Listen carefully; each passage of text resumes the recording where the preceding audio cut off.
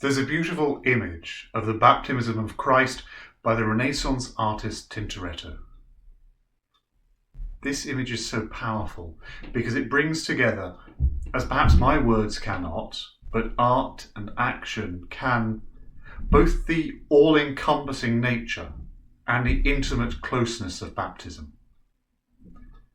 That's because Tintoretto manages to show the whole Judean countryside and all the people of Jerusalem. Indeed, he almost seems to show all the world, gathering by the river Jordan as witnesses to that moment when Jesus came to Jordan to be baptized by John. In the foreground, it even depicts the three muses as well, as if to say that this scene consecrates the knowledge of the philosophical and polytheistic classical world to the power of the one true God of Israel, and draws it in to that covenant of love which God enjoys with his chosen people. In the foreground too, it even shows a rather dour, modern face, much more familiar to the time of the artist, and perhaps it is Tintoretto himself, drawing back a curtain at the very edge of the picture to show this scene to us, the viewers. By this image, time itself, therefore, is being telescoped, just as time is telescoped by the events it depicts. So universal are the powers of art and the events of the biblical scene that they draw us in. They draw in all that is, all in all, to the significance that they depict. And yet, against this vast, this universal backdrop, within the compass of its huge canvas, there's a very intimate feeling to the encounter between Jesus and John, the one who baptizes him. John is leaning over, his left hand on the shoulder of Jesus, and even the gesture of John's right hand that Tintoretto uses to indicate the pouring of water seems to also cradle around Jesus' figure in a kind of embrace. The image of the covenant of baptism is both universal and so intimate. That's the case too when themes of older covenants appear throughout the Hebrew Bible, where these are promises given by God as a blessing to individuals, as a gift of relational love or kingship to nations, as a contract of care to the whole of creation. They are extraordinary, expansive actions of God's grace, which either open God's embrace with instant abandon to whole groups of peoples, or to all the world itself, or which, through a promise made in one time and one place to one particular person, send out their ripples of God's love, so that the knowledge of their existence and of the nature of God is known by peoples who become as many in number as the stars in the sky.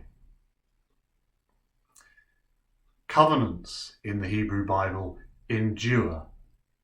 They are offered again and again within the Hebrew Bible by God, not because of human faithfulness, the kind of thing that is almost always shrinkingly unreliable, but because of the faithfulness of God that has a universal reliability to it. They endure. And so we can speak of a covenant that still endures between God and the Jewish people, however many times humanity has turned away from God, however many times Christianity has attempted to destroy or to dismiss the love God declared long ago for the children of Abraham. Covenants are given into individual human lives too, acting within lives, and then having this wider significance. Acting as Jeremiah imagines it, so that they transform human lives from within their own bodies and through things which are written within the darkness of human flesh in order to work upon the darkness of human hearts.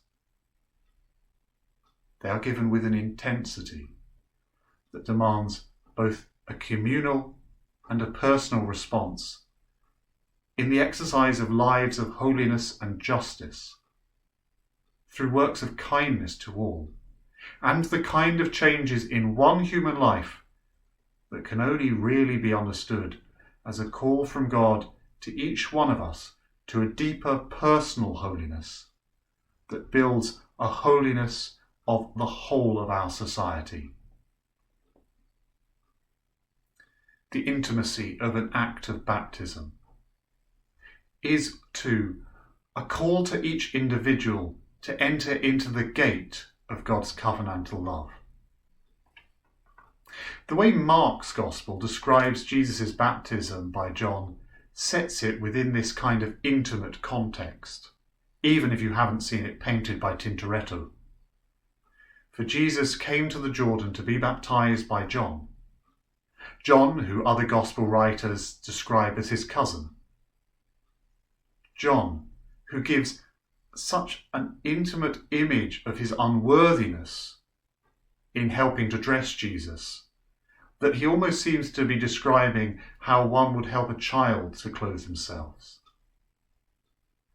It's an image of intimacy because there is an element of washing and cleansing another person, of Jesus' offering himself to be washed, and of John seeking to only help Jesus and not establish any kind of control or power within the relationship.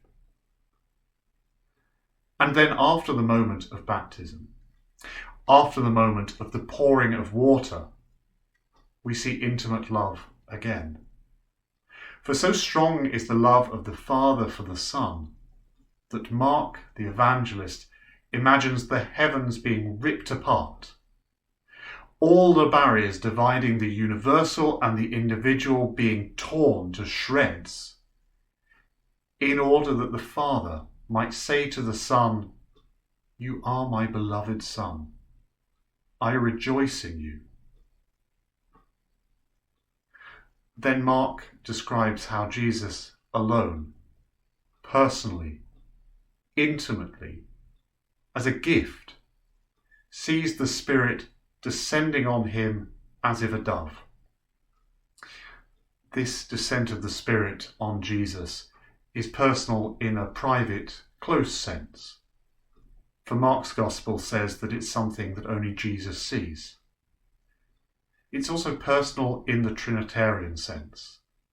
This is the intimacy of communication from and within the one God, who is utterly united in his three persons.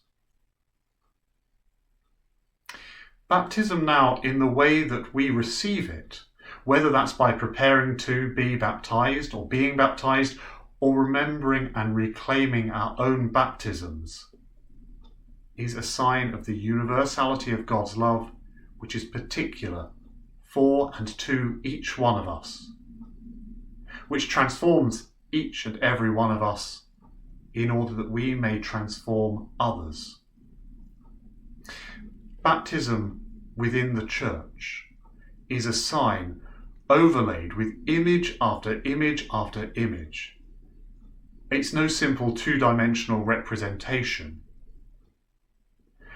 but one of the most important images, one of the ways that each of us might like to think about baptism, is that it can be seen as an acceptance of God's choice of us as members, together, being held within the one body of Christ. It's therefore intensely personal to think of being baptized or to be baptized or to remember our own baptisms. For baptism is a signal that human lives are being transformed not apart, but within Christ's own body, and through gifts given within the light of his glorious and enduring life, to transform into a truer life those human hearts who now belong to him. And this is the sign that we shine out to the world, just as and just because Jesus instructed his first followers and friends, the first members of his body, to do it as a sign to the world of God's promise and grace, to go out baptizing and converting all nations. And it's a sign of that also, because we do it together. And the way that churches recognise baptism as something that is valued and held in common between different practices and traditions, between different congregations and denominations, makes this, above all other sacraments and above all other signs of God's love through the Church's teaching, a sign and seal of a common and universal call to discipleship. Baptism, for all Christians, is a gate to the covenant.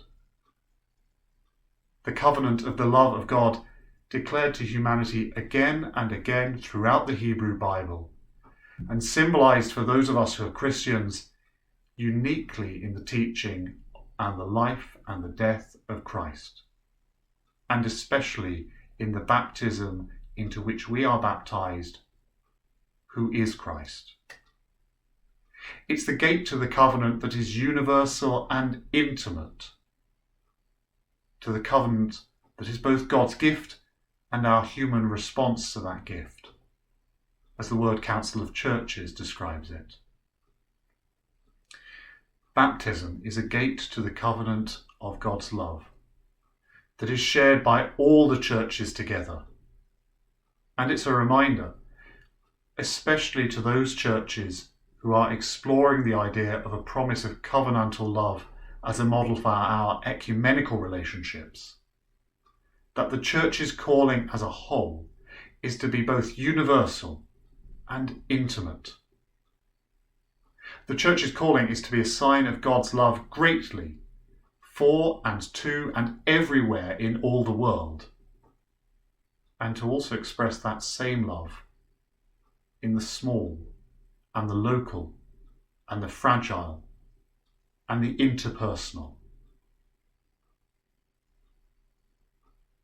A covenant which we reclaim today is a gift to the world that comes through the promises of God, through the Church, but is ultimately something that comes alone and personal with a great universal significance from God alone, who is the giver of every good gift, the author of all grace, as John Wesley said.